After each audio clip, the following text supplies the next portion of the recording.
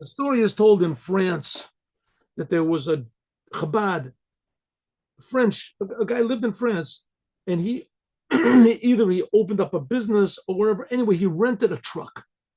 He rented a truck from a company, and in order to move his house to do something, in any case, he rented a truck, and the truck the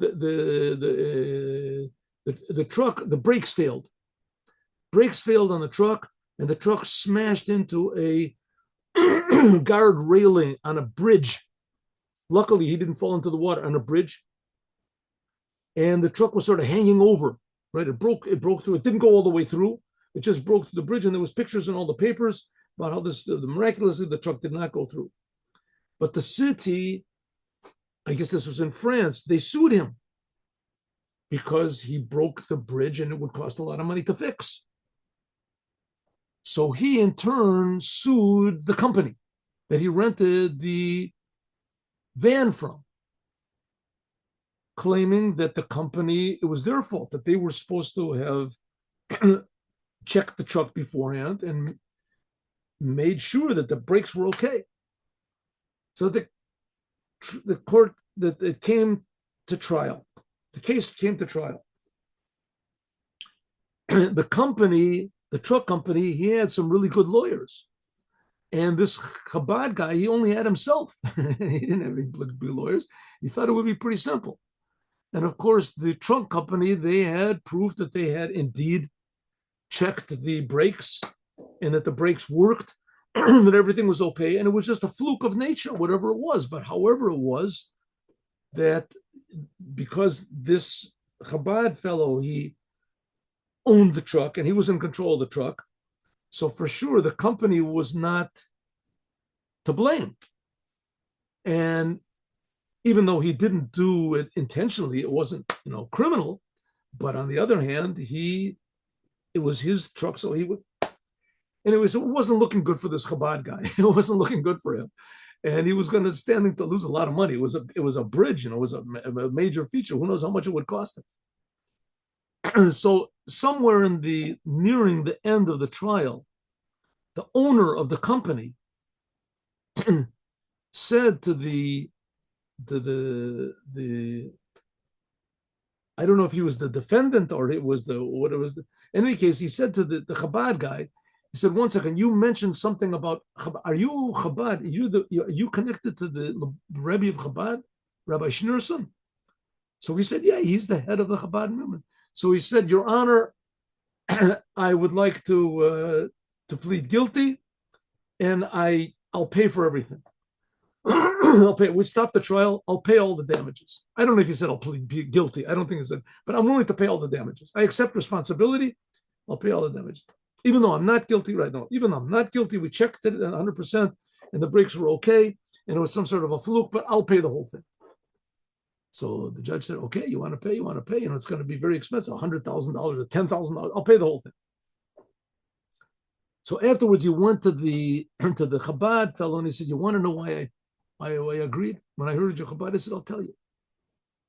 He said that I learned in university. I learned in the University of the Sorbonne in France. And there we learned, I think it was, what was it? It was mathematics or engineering or something, whatever it was, I learned. So we were very poor. And the way we used to make a living, at least to have spending money or something, that we would go into the country and we would buy vegetables and fruits and vegetables. And then we would come back into France and we would sell them. And we would sell them. That's how we would make money. But there were classes on Sunday. So the Schneerson, he was in our class. Your rabbi, he was in his class. This was before he was a rabbi. He was a religious Jew. Everyone knew he was a religious Jew. He didn't wear a kippah. He wore a hat. A hat. Afterwards, it was revealed that he also used to wear a toupee. He would wear a cap. The Rebbe would wear, but his head was covered. But we knew that he was a religious Jew. So he said, "Listen, you go and buy the fruits and vegetables. I'll take notes, And when you come back on Sunday night or whatever, I'll go over the notes with you. And he took excellent notes. So we didn't miss anything. We didn't miss anything. He said, we're very grateful to him for that. He said, but not only that, he said, at the end of the year, we had a test. And in the test was a very long test. It was very long. It was very difficult. And he finished the test in like a half an hour. It's supposed to be like a 4-hour test, let's say. And he finished it in a half an hour. So we handed in his paper. So the teacher said, what is this? This is some sort of sorcery? How did you finish? And everybody sort of chuckled and they all laughed. And so when the teacher gave the tests back, so it ended up that your rabbi, he got the highest class in the highest mark in the class. So the teacher said, how did you do it? How did you do it? I want to ask you. He said, first of all, he said, I apologize. That my remark I made about the sorcery, I take the remark back. I'm sorry. I apologize. But tell me, how did you do it? So he said that your Rebbe said to him that we in Judaism, we have a book, a whole series of books called the Talmud. And the Talmud contains all of the wisdom in the world. And a person that reads the Talmud and he really understands it is all wisdom is there. So the answers were already in my mind before it.